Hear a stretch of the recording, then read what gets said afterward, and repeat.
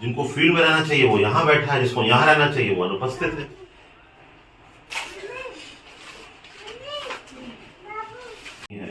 और आप लोग पकड़ भी नहीं पा रहे हो, रिप्लेसमेंट भी नहीं भेज रहे हो। एक डॉक्टर है, उसने छुट्टी ले ली प्रतिकार अवकाश नाम पे, किसी ने अप्रूव नहीं किया इनको, इनकी सैलरी ड्रॉ नहीं होगी और आप यहाँ आके बैठिए, पेशेंटों को देखिए आके आप अपना।